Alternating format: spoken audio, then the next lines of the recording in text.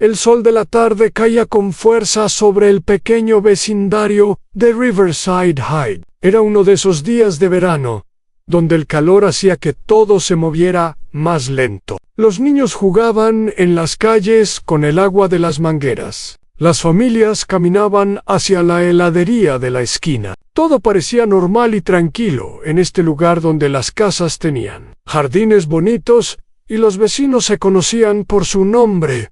En una de esas calles vivía la familia Mendoza. Carlos Mendoza era un hombre de 43 años que trabajaba como ingeniero en una empresa de construcción. Su esposa Elena era maestra en una escuela primaria cercana. Juntos tenían 2 hijos. El mayor se llamaba Daniel y tenía 17 años. La menor era Sofía, una niña alegre de 14 años que amaba la música y los libros en esa tarde. La familia había decidido salir a caminar. Era domingo y no tenía nada especial que hacer. Carlos sugirió que fueran a comprar helados para disfrutar del día. Elena estuvo de acuerdo inmediatamente. Los niños dejaron sus teléfonos en casa y todos salieron juntos. Algo que no pasaba muy seguido en estos tiempos modernos.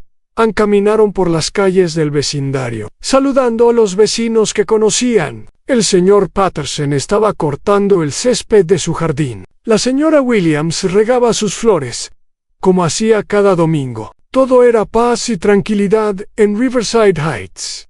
La heladería estaba a unas 6 cuadras de su casa. Era un lugar pequeño, pero muy querido por todos en el vecindario. El dueño, un hombre mayor, llamado Roberto, siempre tenía una sonrisa para sus clientes. Conocía a la familia Mendoza desde hacía muchos años. Cuando los vio entrar, les dio la bienvenida con alegría. Carlos pidió un helado de chocolate. Elena eligió uno de fresa. Daniel quería uno de menta con chispas de chocolate. Sofía, como siempre, pidió su favorito de vainilla con caramelo. Roberto les preparó los helados con cuidado y les deseó un buen día. Cuando salieron de la tienda, la familia comenzó a caminar de regreso a casa. Iban riendo y hablando sobre sus planes para la próxima semana. Daniel contaba sobre un proyecto de ciencias que tenía que entregar. Sofía hablaba sobre una canción nueva que estaba aprendiendo a tocar en su guitarra. Carlos y Elena escuchaban a sus hijos con orgullo. Eran una familia normal, feliz, sin problemas graves. Fue entonces cuando todo cambió. Un carro de policía apareció por la esquina. Las luces rojas y azules comenzaron a parpadear. El sonido de la sirena rompió la paz del vecindario. La familia Mendoza se detuvo, confundida. Miraron a su alrededor, tratando de entender qué estaba pasando. No había nadie más en la calle en ese momento. Solo ellos. En el carro de policía se detuvo justo al lado de ellos. La puerta se abrió y un oficial salió del vehículo. Era un hombre alto, de unos 35 años, con cabello corto y ojos fríos. Su placa dice Official Derek Mullins. Tenía una expresión dura en su cara, como si estuviera buscando problemas. Carlos dio un paso adelante con calma. Pensó que tal vez el oficial necesitaba direcciones o información sobre algo. Como ciudadano responsable, estaba dispuesto a ayudar. Pero antes de que pudiera decir una palabra, el oficial Mullins levantó la mano ordenándole que se detuviera. «No se muevan», dijo el oficial con voz fuerte. «Quiero ver las manos de todos.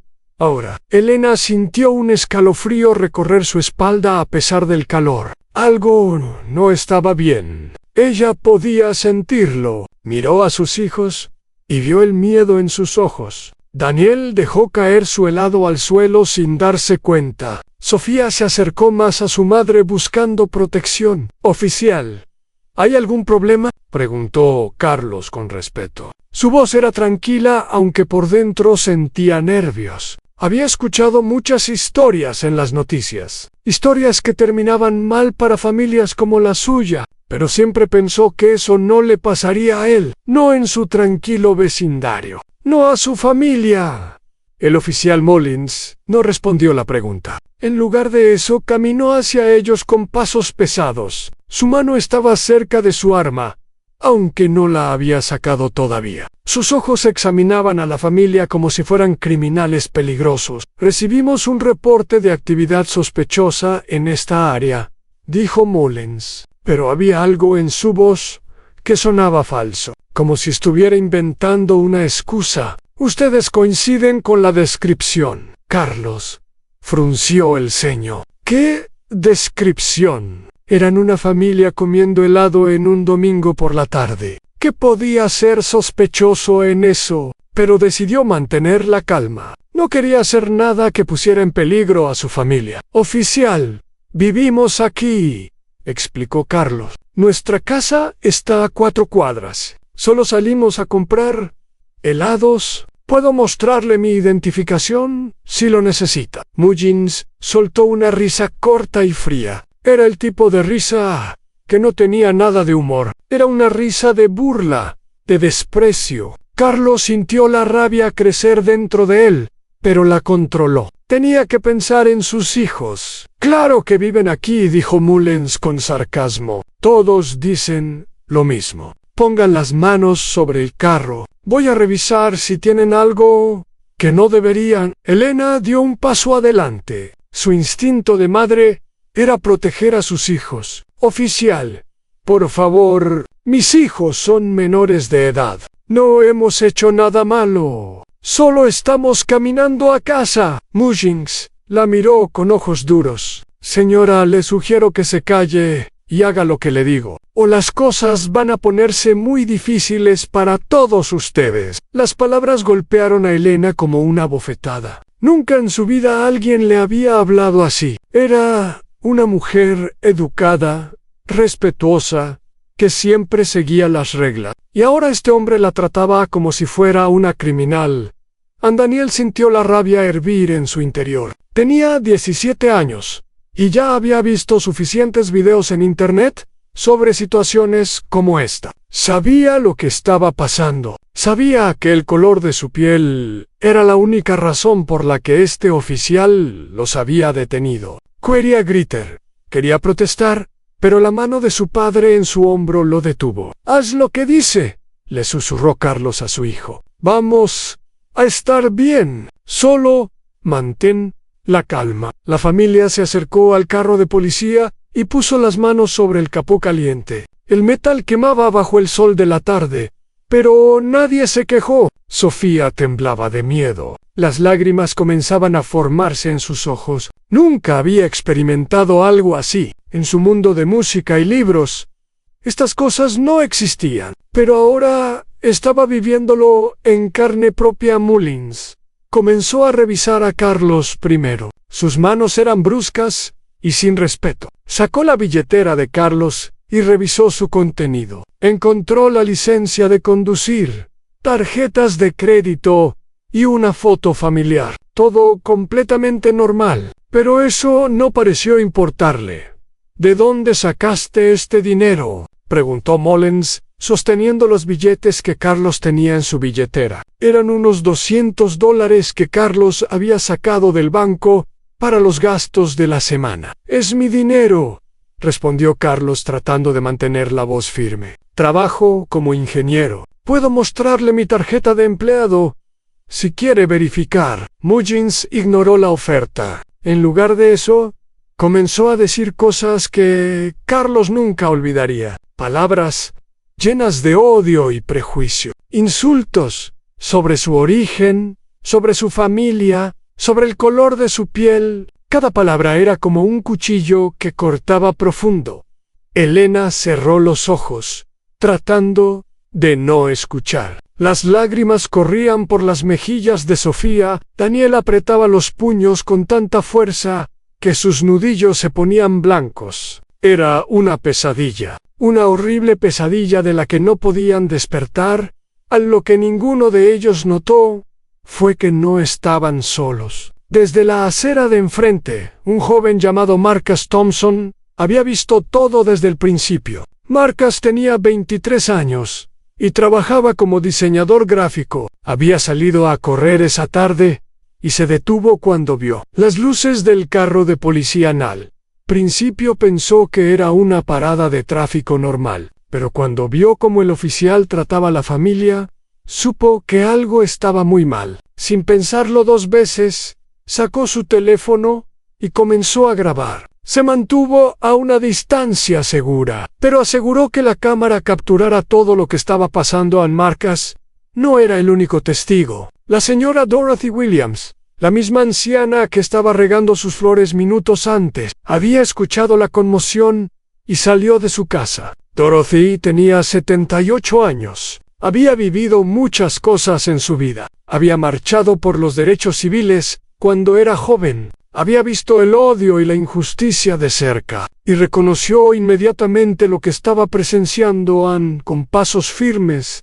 A pesar de su edad, Dorothy caminó hacia la escena. Otros vecinos comenzaron a salir de sus casas también. El señor Patterson dejó su cortadora de césped. Una pareja joven que paseaba a su perro se detuvo a observar. Poco a poco, un pequeño grupo de personas se formó alrededor de Dorothy.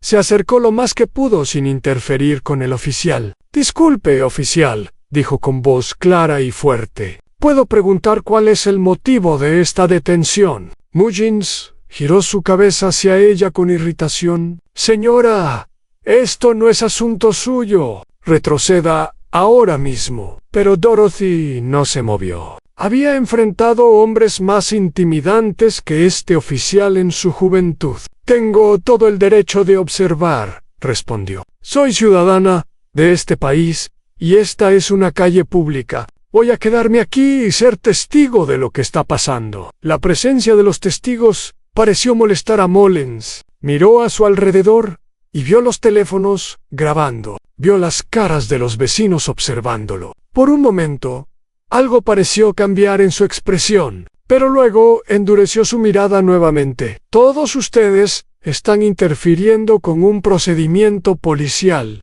advirtió. «Les ordeno que se dispersen inmediatamente». Nadie se movió. Los vecinos de Riverside Heights habían decidido quedarse. Habían decidido ser testigos. Habían decidido que lo que estaba pasando no estaba bien y que su presencia importaba.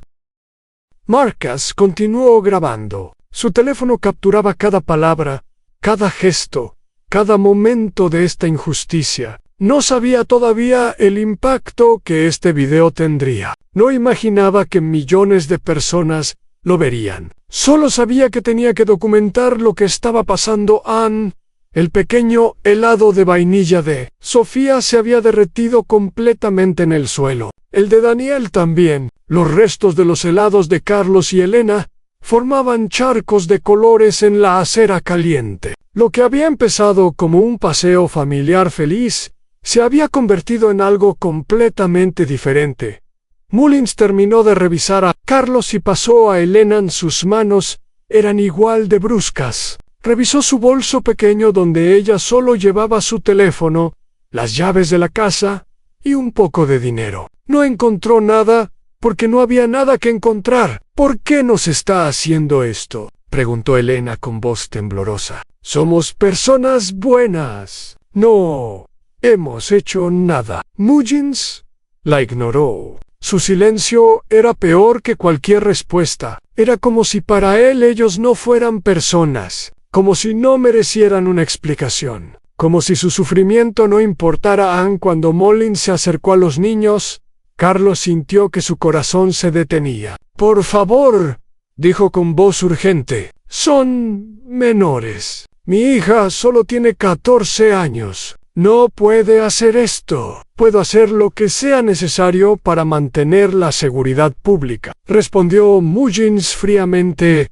Dorothy dio un paso más cerca. «Oficial, le advierto que está siendo grabado por múltiples personas. Todo lo que haga quedará documentado. Le sugiero que reconsidere sus acciones». Las palabras de Dorothy tuvieron un efecto. Mullins se detuvo por un momento. Miró a su alrededor nuevamente. Los teléfonos seguían grabando. Las personas seguían observando. Ya no estaba solo con su presa. Había testigos. Había evidencia, pero en lugar de retroceder, Mullins pareció enojarse más. «¿Me están amenazando?», preguntó con voz peligrosa. ¿Creen que unos videos van a cambiar algo? Yo soy la ley. Aquí yo decido quién es sospechoso y quién no. Sus palabras revelaban todo. No había reporte de actividad sospechosa. No había descripción que coincidiera. Solo había un oficial con prejuicios que había visto a una familia de piel morena y había decidido que eran criminales. Nada más San Carlos sintió una mezcla de rabia y tristeza. Había trabajado tan duro toda su vida, había estudiado, conseguido un buen trabajo, comprado una casa en un buen vecindario. Había hecho todo lo que se supone que debía hacer. Y aún así, aquí estaba, siendo tratado como un criminal frente a sus hijos. Ana Elena pensó en todas las veces que había hablado con sus estudiantes sobre igualdad y respeto. Todas las lecciones sobre tratar a los demás como queremos ser tratados. Y ahora veía la cruel realidad de que esas lecciones no eran suficientes para proteger a su propia familia. Daniel memorizó cada detalle del rostro del oficial. Su placa, su número de unidad. Todo juró en silencio que esta historia no quedaría olvidada, que haría algo al respecto, que lucharía por justicia. Sofía solo quería irse a casa, quería despertar de esta pesadilla, quería volver a esa mañana cuando todo era normal y feliz, cuando su única preocupación era que sabor de helado, elegieran el sol, seguía brillando sobre Riverside Heights. Los pájaros seguían cantando en los árboles. Pero para la familia Mendoza, el mundo había cambiado para siempre. En unos minutos, su sentido de seguridad había sido destruido, su confianza en el sistema había sido quebrada. Y esto era solo el comienzo. Lo que vendría después cambiaría no solo sus vidas, sino la vida de toda una comunidad. Las cámaras seguían grabando, los testigos seguían observando, y la verdad, aunque dolorosa, estaba siendo documentada para que el mundo la viera. Ann Mullins no lo sabía todavía, pero sus acciones de ese día lo perseguirían. La reacción del público sería algo que nunca olvidaría, algo que lo haría temblar. Pero eso vendría después. La familia Mendoza solo podía esperar que esta pesadilla terminara pronto.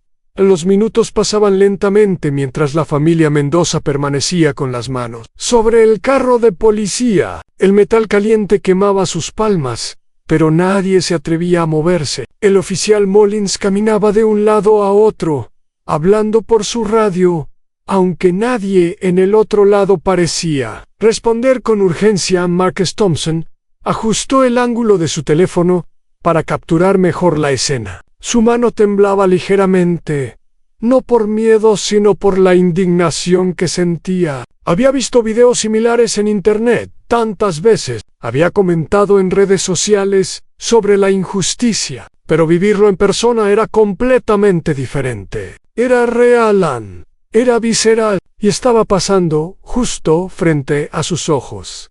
Dorothy Williams permanecía firme en su posición. A pesar de sus 78 años, su espalda estaba recta y su mirada era fuerte. Había aprendido hace mucho tiempo que la presencia de testigos era importante, que la luz del escrutinio público era la mejor defensa contra la injusticia, y ella iba a ser esa luz hoy.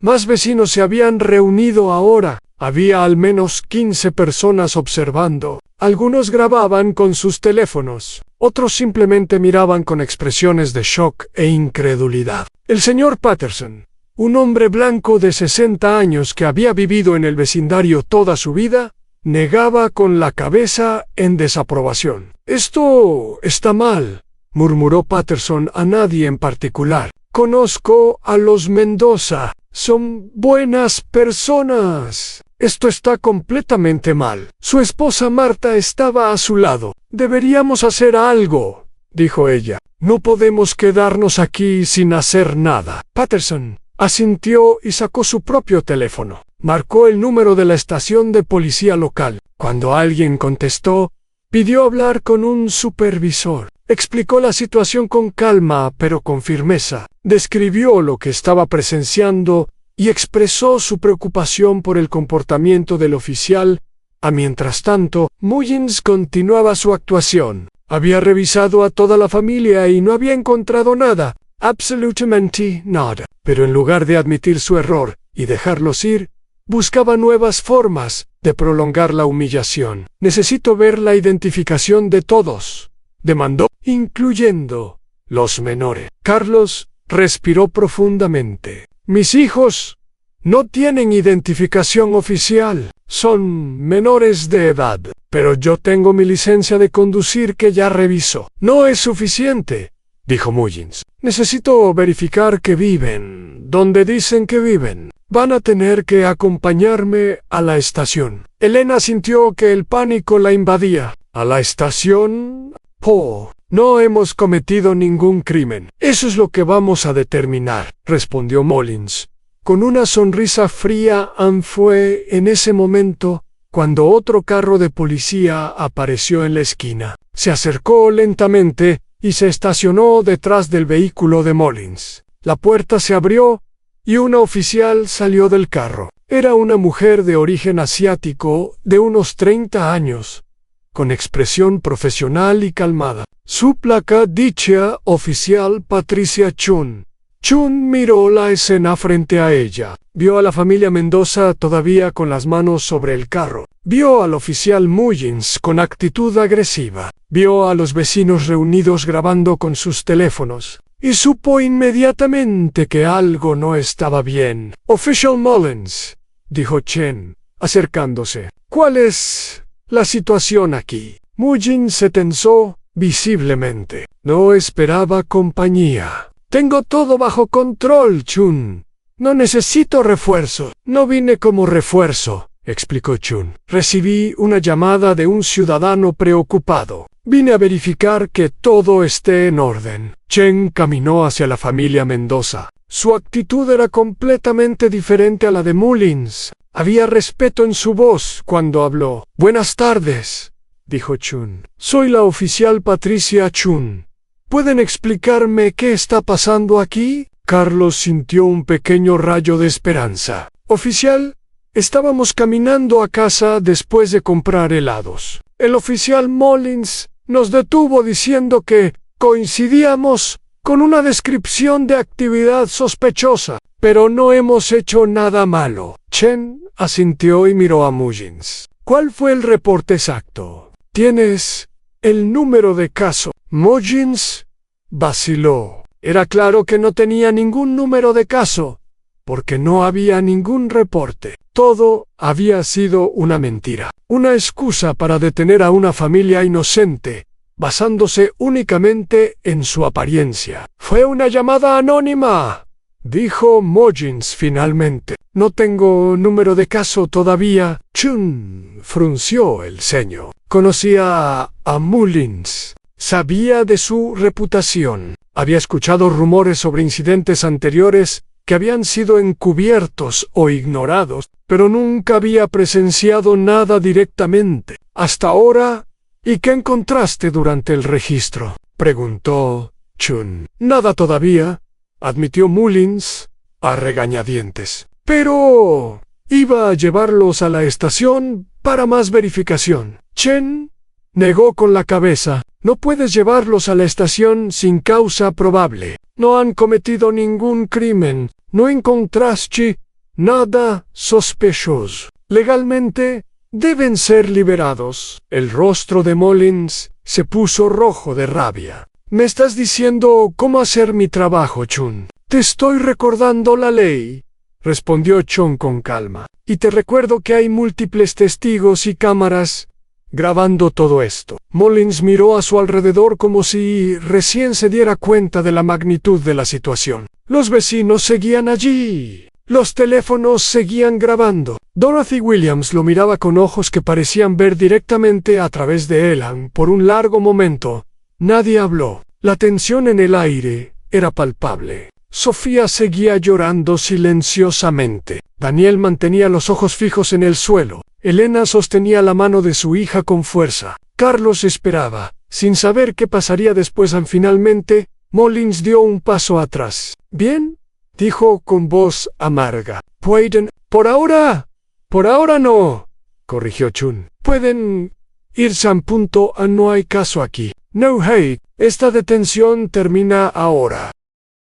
Carlos bajó las manos lentamente. Sus palmas estaban rojas por el calor del metal. Ayudó a Elena y a los niños a alejarse del carro. La familia se reunió en un abrazo, aliviados de que la pesadilla estuviera terminando.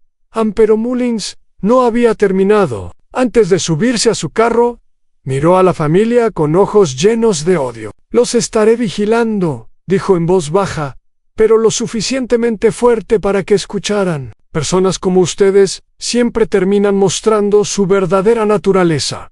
Carlos sintió la rabia hervir dentro de él. Quería responder. Quería gritarle a este hombre todas las cosas que se merecía escuchar. Pero Elena puso su mano en su brazo, deteniéndolo. No vale la pena, susurró ella. Vámonos a casa. Mullins se subió a su carro y se alejó. El sonido de su motor desapareció en la distancia. Chun se quedó un momento más, asegurándose de que la familia estuviera bien. Lamento mucho lo que pasó aquí, dijo Chun.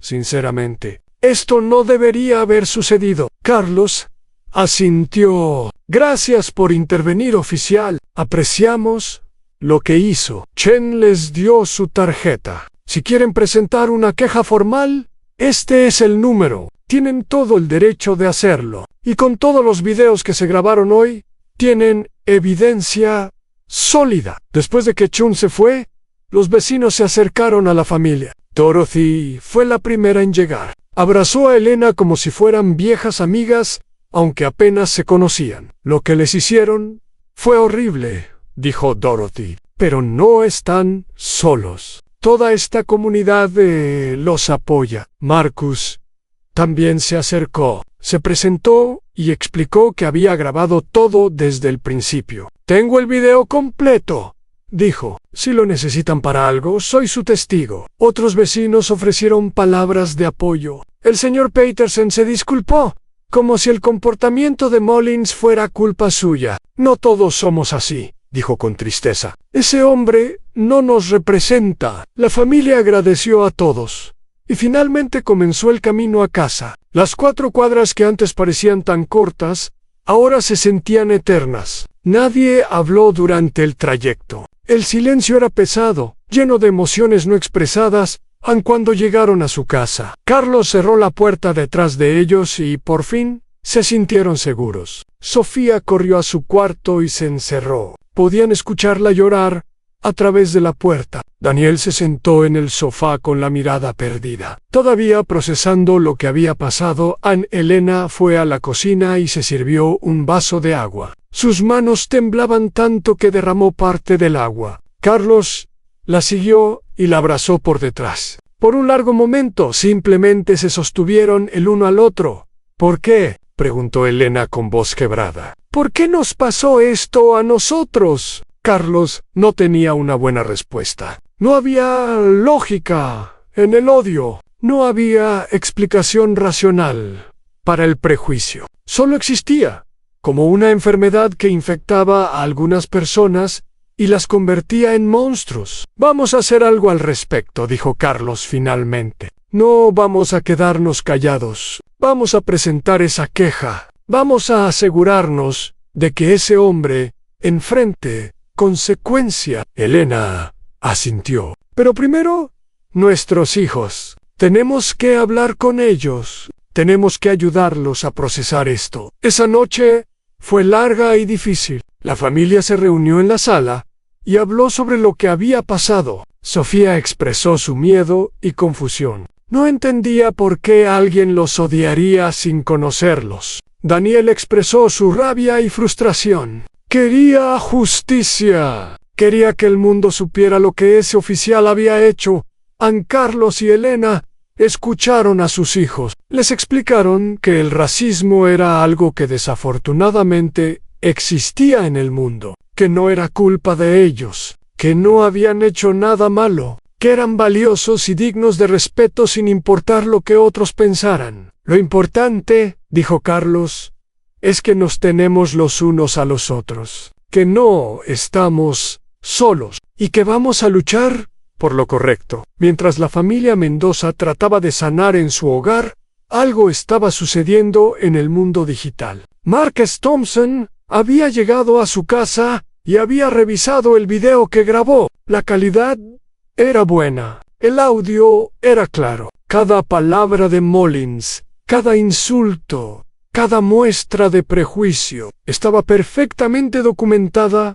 Marques se debatió sobre qué hacer. Podía guardar el video como evidencia para la familia, podía enviarlo directamente a la policía, o podía compartirlo con el mundo. Después de pensarlo mucho, decidió hacer las tres cosas. Primero, envió una copia del video a la familia Mendoza por correo electrónico. Incluyó un mensaje expresando su solidaridad y ofreciendo su ayuda en lo que necesitaran. Segundo, envió otra copia al departamento de policía con una carta formal, describiendo lo que había presenciado y exigiendo una investigación.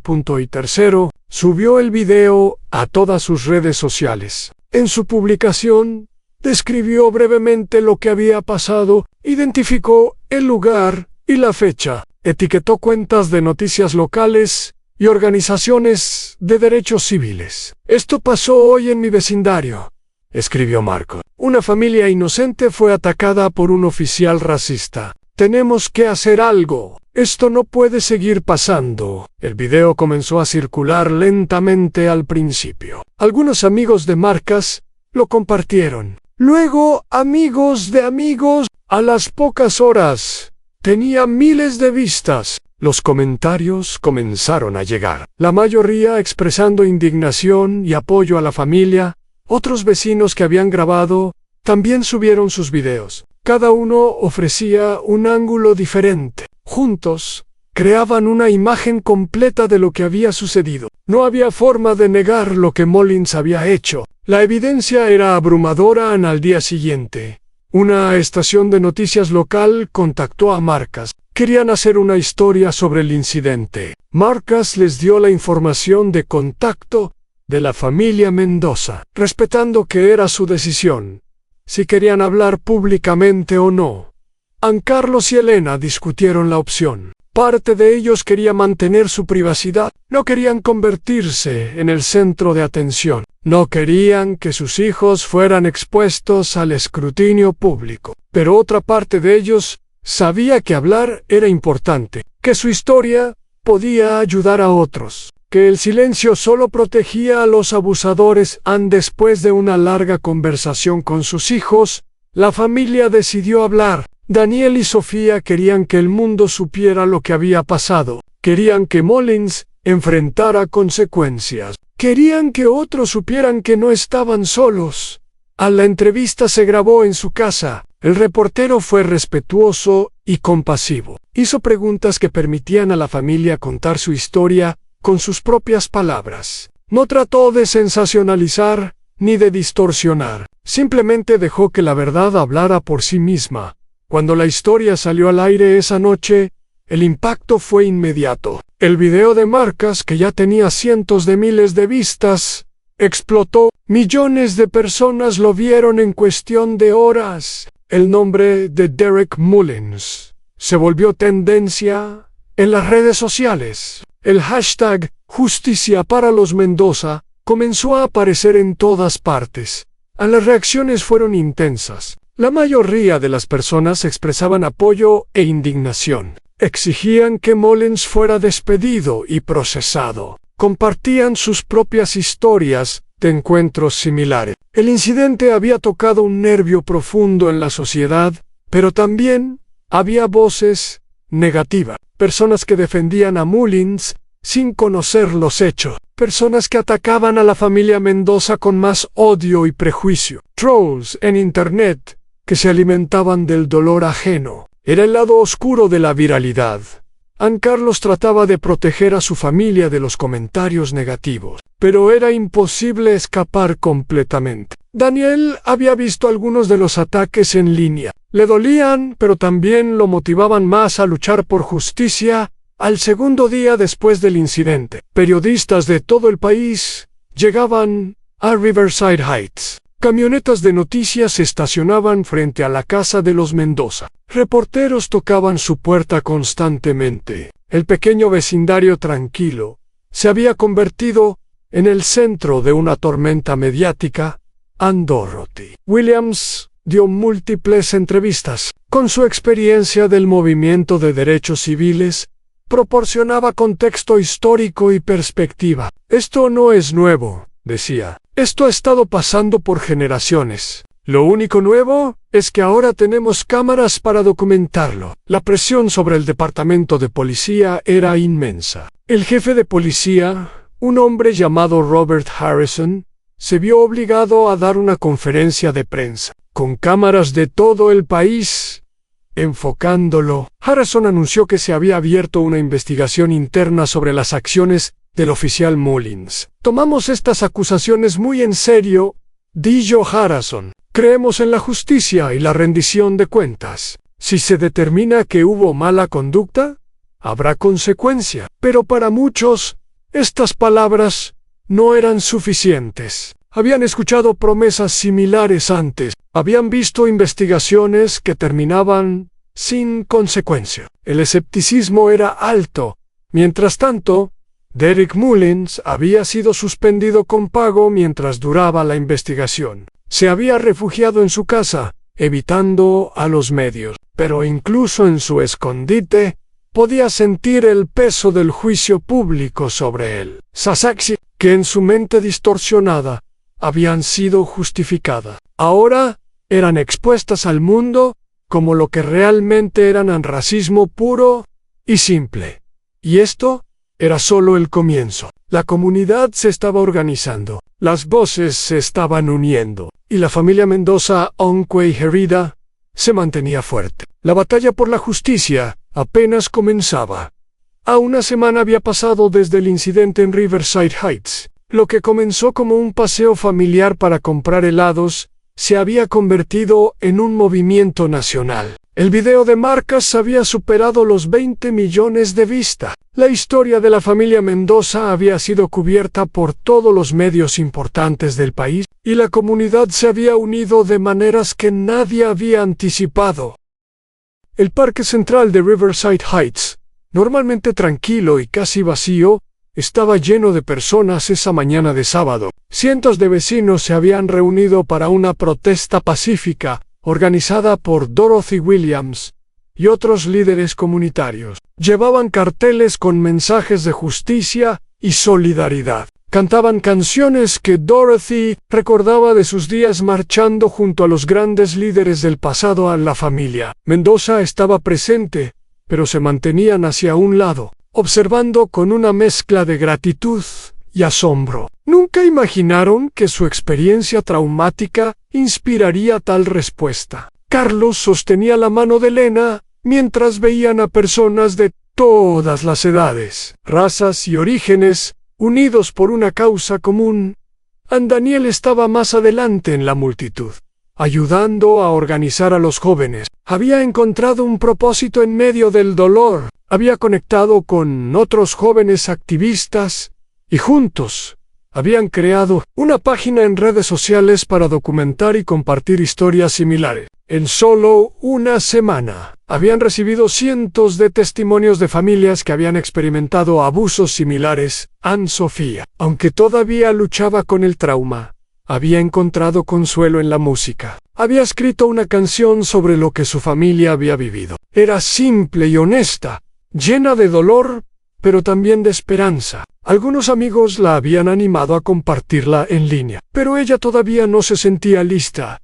A la protesta atrajo aún más atención mediática. Los reporteros entrevistaban a los participantes, cada uno con su propia historia que contar. El señor Patterson habló sobre cómo el incidente había cambiado su perspectiva. Siempre pensé que vivía en una comunidad justa, dijo a las cámaras. Ahora me doy cuenta de que la injusticia estaba aquí todo el tiempo. Simplemente no la veía porque no me afectaba directamente. Dorothy fue la oradora principal del evento. A pesar de su edad, su voz era fuerte y clara cuando habló al micrófono. Hace 50 años marchamos por los mismos derechos, dijo. Pensamos que habíamos ganado la batalla, pero la batalla nunca termina. Cada generación debe seguir luchando. Cada persona debe seguir alzando su voz. Sus palabras resonaron en la multitud. Aplausos y gritos de apoyo llenaron el aire. Era un momento de unidad, de comunidad, de esperanza colectiva. Pero no todos estaban celebrando. En el otro lado de la ciudad, Derek Mullins veía las noticias desde su sala oscura. Había cerrado todas las cortinas. No contestaba llamadas ni mensajes. Su teléfono personal había sido inundado con mensajes de odio, algunos amenazantes. Había tenido que cambiar su número. Su esposa, una mujer llamada Sandra, lo había dejado 3 días antes. Había empacado sus cosas y se había ido a casa de su hermana. No puedo estar casada con alguien así, le había dicho antes de irse. Vi el video, Derek. Vi lo que hiciste. No eres el hombre con quien me casé. Mullins había tratado de explicarle que todo era un malentendido, que él solo estaba haciendo su trabajo, que la familia Mendoza había parecido sospechosa. Pero incluso él sabía que sus excusas sonaban vacías. El video no mentía. Sus palabras, su tono, su actitud, todo estaba documentado para que el mundo lo juzgara. En el sindicato de policía había asignado un abogado para representarlo, pero incluso el abogado parecía incómodo con el caso. La evidencia es abrumadora, le había dicho. Tu mejor opción es cooperar con la investigación y esperar que se consideren factores atenuantes. Pero Mullins no quería cooperar. No quería admitir que había hecho algo malo. En su mente, todavía creía que tenía razón, que personas como los Mendoza eran una amenaza, que él era el verdadero protector de la comunidad. El hecho de que casi nadie estuviera de acuerdo con él solo reforzaba su sensación de ser víctima de una conspiración. Mientras tanto, la investigación interna del departamento de policía avanzaba rápidamente. La presión pública había acelerado lo que normalmente tomaría meses. Cada día surgían nuevas revelaciones. Antiguos colegas de Mullins comenzaban a hablar, algunos de forma anónima, otros abiertamente. Un oficial retirado llamado James Collins dio una entrevista exclusiva a un canal nacional. Trabajé con Mullins durante 5 años, reveló Collins. Todos sabíamos cómo era. Había quejas de ciudadanos que nunca fueron investigadas seriamente. Incidentes que se encubrieron. El departamento protegió a Mullins porque era conveniente. Bueno, ya no pueden protegerlo más. Las revelaciones de Collins abrieron las compuertas. Más personas comenzaron a hablar. Una mujer afroamericana contó cómo Mullins la había detenido 3 veces en un año sin ninguna razón válida. Un joven hispano describió cómo Mullins lo había golpeado durante una detención y luego había alterado el reporte para justificar sus acciones. Las historias se acumulaban, pintando un retrato de un oficial con un claro patrón de comportamiento abusivo en el jefe. Harrison se encontró en una posición imposible. La presión para actuar era enorme, pero también tenía que navegar las complejidades legales y los intereses del sindicato. Después de largas reuniones con sus asesores legales, tomó una decisión en una conferencia de prensa transmitida en vivo por múltiples canales. Harrison anunció que Derek Mullins había sido despedido del departamento de policía. La conducta exhibida en el video y corroborada por múltiples testigos es completamente inaceptable, declaró Harrison. No refleja los valores de nuestro departamento ni de nuestra comunidad. El oficial Mullins ya no es parte de esta fuerza policial. La noticia fue recibida con aplausos por muchos, pero otros señalaron que no era suficiente. Perder el trabajo era una consecuencia, pero no era justicia completa. Las acciones de Mullins habían sido potencialmente criminales. Merecía enfrentar cargos legales, no solo sanciones administrativas. La oficina del fiscal del distrito, bajo presión pública similar, anunció que estaba revisando el caso para determinar si se justificaban cargos criminales. Era un proceso que tomaría tiempo, pero el simple hecho de que se estuviera considerando era un paso significativo para la familia Mendoza. Las noticias fueron agridulces. Carlos sintió alivio al saber que Mullins ya no podría usar su placa para abusar de otros, pero también sabía que el daño ya estaba hecho. Su familia había sido traumatizada, su sentido de seguridad había sido destruido. Ningún despido podía deshacer eso.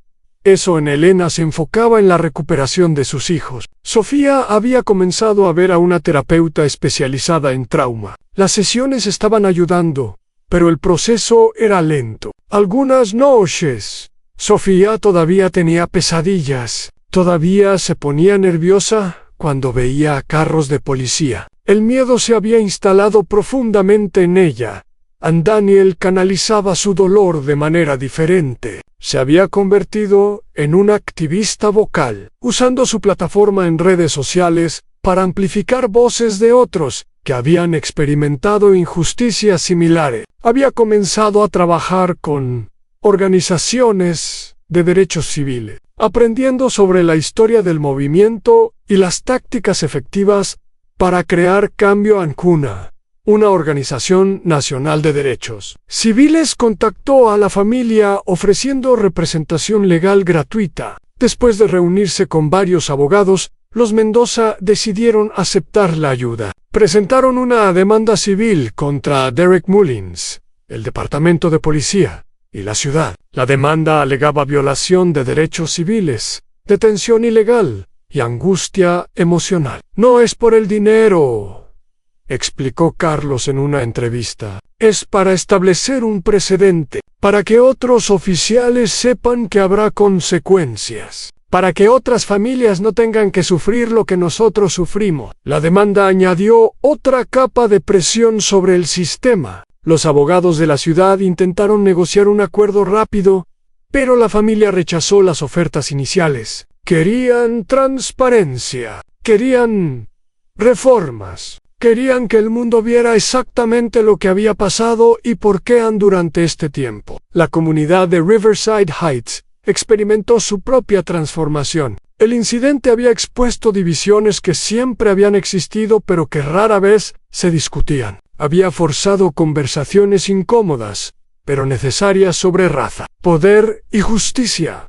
A la iglesia local organizó una serie de diálogos comunitarios. Vecinos que habían vivido lado a lado durante años, finalmente compartían sus experiencias reales. Personas de color hablaban sobre los miedos que cargaban diariamente. Personas blancas escuchaban y aprendían, muchos reconociendo por primera vez su propia ceguera ante realidades que otros vivían constantemente. Dorothy Williams fue una guía durante estos diálogos. Con su experiencia y sabiduría, ayudaba a facilitar conversaciones que podrían haber sido explosivas. Recordaba a todos que el objetivo no era culpar sino entender. No era dividir sino unir. No era quedarse en el dolor sino construir algo mejor. El racismo es una enfermedad, decía Dorothy. Y como cualquier enfermedad, no se cura ignorándola. Se cura enfrentándola, tratándola, trabajando activamente para eliminarla. Eso es lo que estamos haciendo aquí. Las escuelas del distrito implementaron nuevos programas de educación sobre diversidad e inclusión. Los negocios locales exhibieron carteles de apoyo a la familia Mendoza y al movimiento por la justicia. Incluso el departamento de policía, bajo nueva presión para reformarse, anunció cambios en sus políticas de entrenamiento y supervisión, pero no todo era progreso. Hubo resistencia también. Algunos residentes se sentían incómodos con la atención nacional sobre su comunidad. Otros defendían a Mullins, insistiendo en que era un buen oficial que había sido injustamente atacado. Las líneas divisorias no siempre eran claras ni predecibles.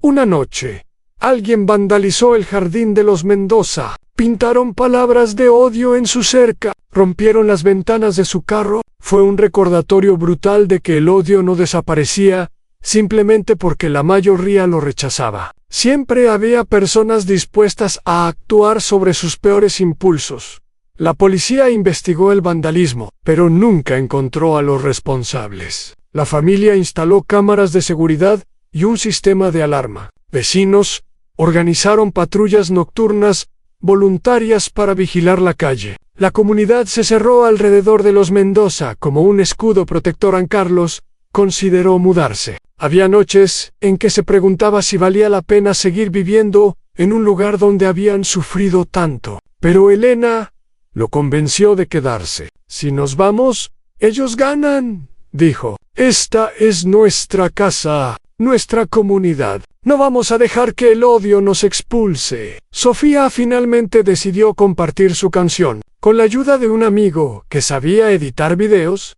grabó una versión simple, con su guitarra y su voz. La publicó en línea sin muchas expectativas, pero la canción resonó profundamente con las personas. En días tenía millones de reproducciones, artistas famosos la compartían, estaciones de radio la añadían a sus listas. Una canción nacida del dolor se había convertido en un himno de esperanza. A la letra, hablaba de caminar por la calle con miedo, de ser juzgado antes de hablar, de sueños rotos y de lágrimas derramadas, pero también hablaba de levantarse, de manos que se extienden para ayudar, de voces que se unen en coro, de un futuro donde los niños no tendrán que sentir el miedo que ella sintió. Sofía recibió invitaciones para cantar en eventos y programas de televisión. Al principio estaba nerviosa, pero con el apoyo de su familia, aceptó algunas. Cada vez que cantaba, contaba la historia de su familia. Cada presentación era un acto de valentía y resistencia. 2 meses después del incidente original, la oficina del fiscal anunció que presentaría cargos criminales contra Derek Mullins. Lo acusaban de conducta indebida, violación de derechos civiles y abuso de autoridad. Era la primera vez en años que un oficial de ese departamento enfrentaba cargos criminales por este tipo de conducta. Ann Mullins fue arrestado y procesado. Su foto, mostrando un hombre que había envejecido visiblemente en semanas, apareció en todas las noticias. El oficial, que una vez caminaba con arrogancia por las calles, ahora caminaba esposado hacia una corte. La imagen era poderosa, un recordatorio de que nadie estaba por encima de la ley.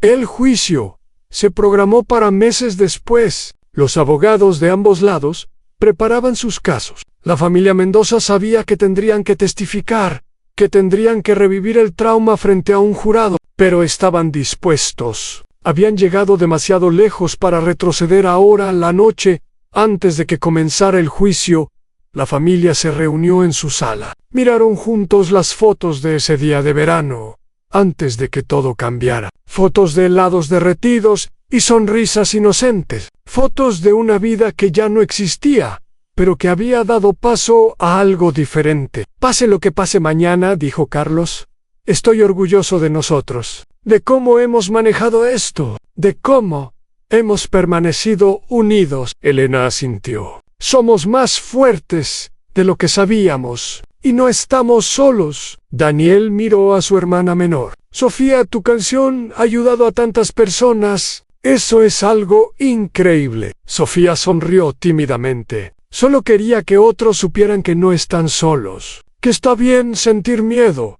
pero que también está bien seguir adelante. La familia se abrazó. Afuera, el vecindario estaba en calma. Las estrellas brillaban sobre Riverside Heights, y aunque el camino hacia la justicia todavía tenía obstáculos por delante, la familia Mendoza enfrentaba el futuro juntos, como siempre lo habían hecho y como siempre lo harían.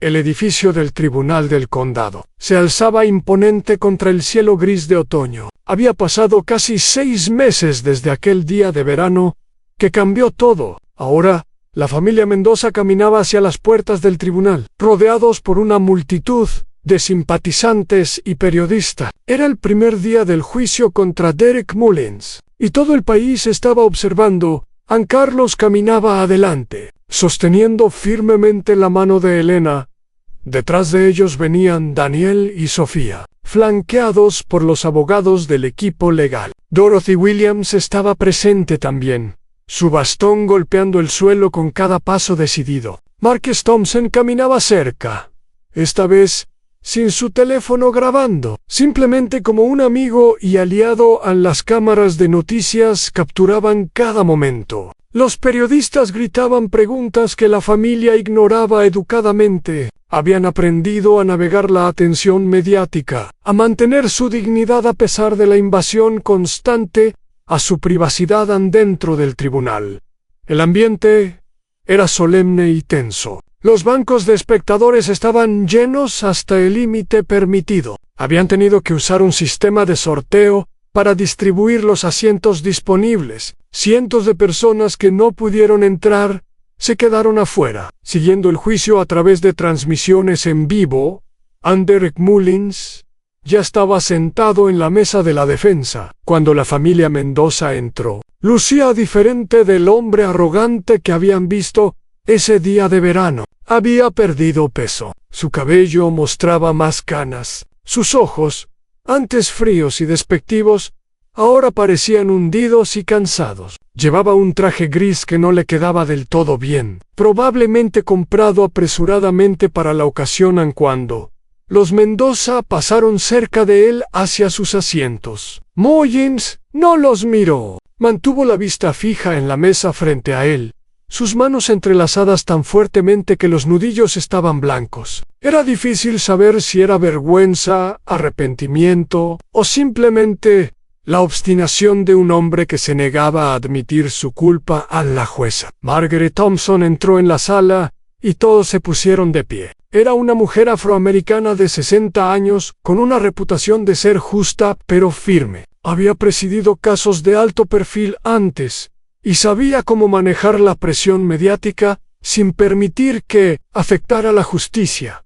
A la selección del jurado había tomado 2 semanas completas. Ambos lados habían luchado por encontrar personas que pudieran ser imparciales, a pesar de la enorme cobertura mediática del caso. Al final se había seleccionado un grupo de 12 personas más 4 suplentes. Una mezcla diversa de edades, razas y profesiones. El fiscal, un hombre llamado Robert Chun, sin relación con la oficial Patricia Chn, se puso de pie para dar su declaración de apertura. Era un abogado experimentado con una carrera construida sobre casos de derechos civiles. Había aceptado este caso personalmente, rechazando delegarlo a alguien de su equipo. Damas y caballeros del jurado, comenzó Chun.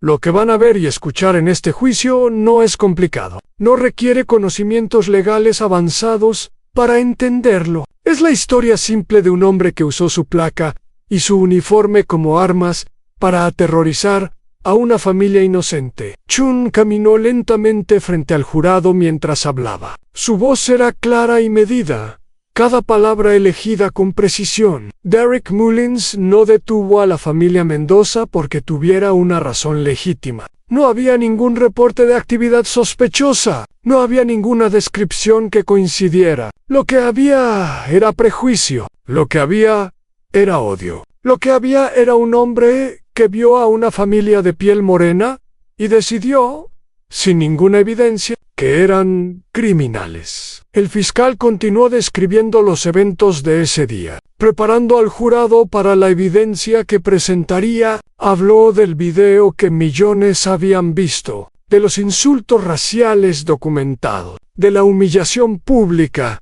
que la familia había sufrido, de los niños traumatizados, de las vidas destruidas. Cuando terminen de escuchar toda la evidencia, concluyó Chun, les pediré que hagan lo que la justicia demanda, que encuentren a Derek Mullins culpable de los cargos presentados, que envíen un mensaje claro de que este tipo de conducta no será tolerada, que demuestren que nadie, ni siquiera alguien con una placa, está por encima de la ley. Después fue el turno de la defensa. El abogado de Mullins, un hombre llamado William Foster, se puso de pie lentamente. Era conocido por defender casos difíciles, por encontrar ángulos que otros no veían. Algunos lo admiraban por su habilidad, Otros lo criticaban por defender lo indefendible. Damas y caballeros del jurado, comenzó Foster, el fiscal les ha contado una historia. Una historia emocionante, dramática, diseñada para provocar indignación. Pero las historias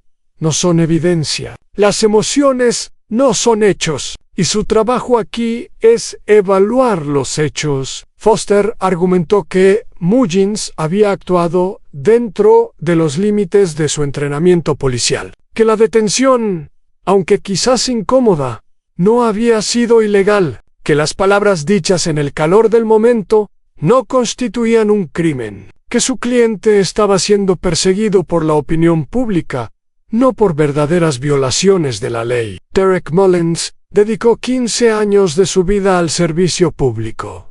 Dijo Foster, ha arriesgado su seguridad para proteger a esta comunidad. Ha cometido errores, como todos los seres humanos, pero los errores no son crímenes. Les pido que miren más allá de los titulares, más allá del ruido mediático, y que juzguen este caso basándose únicamente en la evidencia. Era un argumento débil, y muchos en la sala pero Foster había hecho lo que podía con lo que tenía. La realidad era que Mullins había sido captado en video, haciendo exactamente lo que se le acusaba. A los primeros testigos fueron los vecinos que habían presenciado el incidente. El señor Patterson subió al estrado y describió lo que había visto desde su jardín. Su testimonio era simple y directo. Había visto a una familia caminando pacíficamente. Había visto a un oficial detenerlos, sin razón aparente. Había escuchado los insultos y la humillación